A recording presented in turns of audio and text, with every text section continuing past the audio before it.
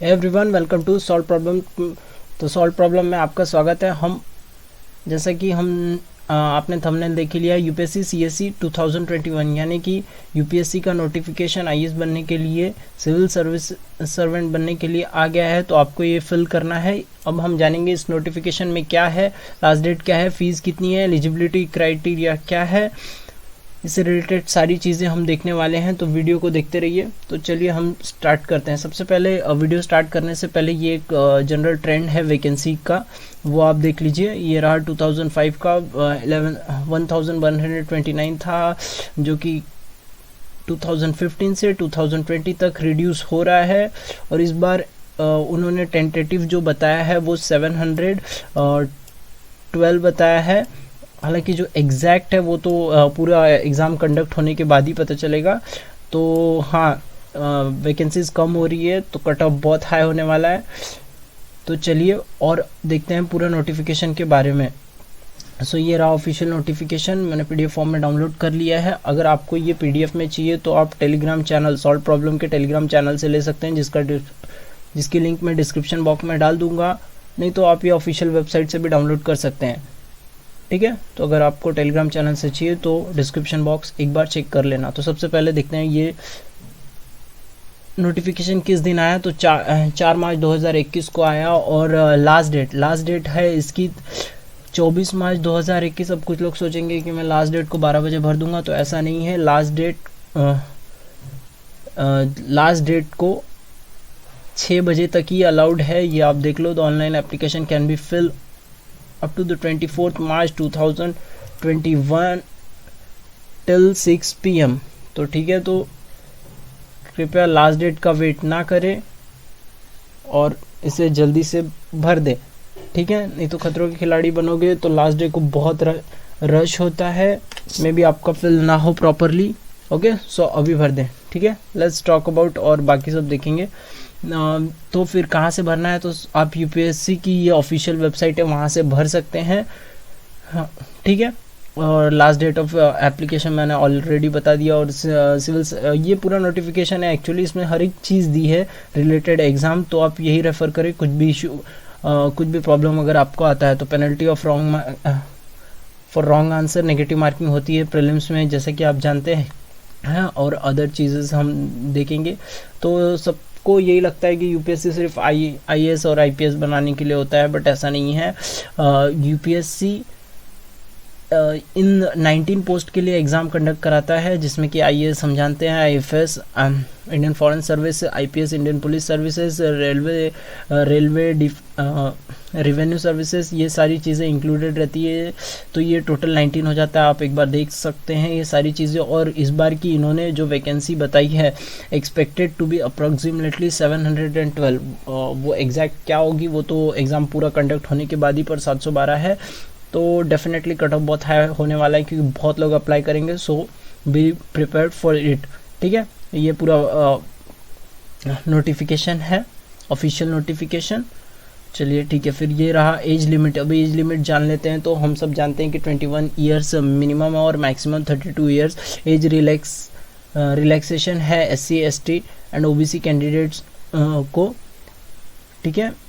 तो फिर सबसे पहले जान लेते हैं कि जनरल कैटेगरी के लिए एज लिमिट क्या होनी चाहिए। सो 21 ईयर्स है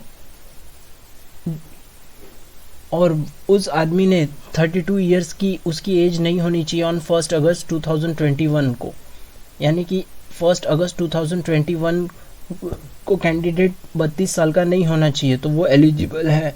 दैट इज़ ये एक एक्सटेंसिव फॉर्म में भी बताया गया है। जो कैंडिडेट है वो have been born not earlier than 2 August 1989, यानी कि कैंडिडेट 2 अगस्त 1989 से पहले की उसकी बर्थ नहीं होनी चाहिए और 1 अगस्त 2000 से बाद की नहीं होनी चाहिए, यानी कि दोनों चीज़ें, ये लेटर है और ये अर्लियर है। यानी कि आपको 32 ईयर्स आपकी एज ऑन 1 अगस्त, ये देख लीजिए, ये इंपॉर्टेंट है। 1 अगस्त 2021 तक आप 32 साल के नहीं होने चाहिए और 21 ईयर के आप हो जाने चाहिए। इन शॉर्ट एज लिमिट है 21 ईयर्स और 32 ईयर्स, मिनिमम 21, 32 मैक्सिमम, और एज रिलैक्सेशन है SC ST and OBC candidates को। ठीक है, तो ये आप देख लेना। ठीक है, और फिर और देखते हैं नोटिफिकेशन में क्या है। तो नंबर ऑफ अटेम्प्ट्स, जैसा कि हम सभी जानते हैं, नंबर ऑफ अटेम्प्ट 6 होता है फॉर जनरल कैटेगरी स्टूडेंट्स, और एज रिलैक्सेशन होता है, अब कैटेगरी वाइज एज रिलैक्सेशन होता है, 9 अटेम्प्ट्स मिल जाते हैं OBC को, SC ST को अनलिमिटेड, जैसे कि यहाँ शो कर रहा है, और पर्सन विथ डिसेबिलिटीज़ वगैरह वगैरह को ये दिया है, आप सभी देख सकते हैं। तो ठीक है, तो फिर for general category the number of attempts is 9, तो आप यही मान के चलिए। ठीक है, अगर आपका SC ST या आप OBC के कैंडिडेट है तो आपको ये दोनों चीज़ें देख लेनी चाहिए, number of attempts 9 and unlimited. ठीक है, और ये सारी चीज़ें हैं, और इसके बाद ये पूरा नोटिफिकेशन है, इसमें एग्जैक्टली सिलेबस से लेके वे ऑफ हर चीज़ें, अगर आपको ये पूरा प्लान ऑफ एग्ज़ाम, जैसे कि आप देख सकते हो सिविल सर्विसेज, मतलब पूरा एंटायर नोटिफिकेशन में सब कुछ दिया है कि एग्ज़ाम कैसे होगी, क्या सिलेबस रहेगा। ठीक है, तो ये सारी चीज़ें आप देख सकते हो। और फिर हम इसके बाद एलिजिबिलिटी क्राइटेरिया देख लेते हैं। तो एलिजिबिलिटी क्राइटेरिया जो है, ये सारे इधर पेपर्स है। सो एलिजिबिलिटी क्राइटेरिया वेरी सिंपल है, आपको 50% या 60% नहीं होना ऐसा कोई फिक्स नहीं है, बस आप ग्रेजुएट होना चाहिए, आपके पास डिग्री होनी चाहिए, बस दैट्स इट। कोई ऐसा बेंचमार्क नहीं है कि आपको ग्रेजुएशन में 50% चाहिए या 60%, ऐसा कोई भी बेंचमार्क नहीं है, बस आपके पास ग्रेजुएशन की डिग्री होनी चाहिए, that's the only eligibility criteria. ठीक है, तो फिर हम इन लास्ट देख लेते हैं। ये 161 पेजेस का नोटिफिकेशन है, आप ये लेफ्ट कॉर्नर के यहाँ देख सकते हैं। ठीक है, तो ये पूरा नोटिफिकेशन आपको टेलीग्राम चैनल पे मिल जाएगा, नहीं तो आप ऑफिशियल वेबसाइट से भी जाके डाउनलोड कर सकते हैं। और इन लास्ट हम देख लेते हैं कि एप्लीकेशन फ़ीस कितनी लगेगी। सो इसके लिए हम जाते हैं। ओके, सो ये रहा एप्लीकेशन फ़ीस है, रिक्वायर्ड टू पे 100 रुपीज़, ये रहा, ये मैंने हाईलाइट कर दिया, 100 रुपये देने हैं। बट इसमें भी एक्सेप्शन है, SC ST और फीमेल और person with benchmark disability candidates को नहीं पे करना है, यानी कि जनरल हर किसी को 100 रुपये पे करना है। बट ये कुछ एक्सेप्शंस है, SC ST फीमेल और पर्सन विद बेंचमार्क डिसेबिलिटी, इन्हें पे नहीं करना है, आप ऑनलाइन पे कर सकते हो।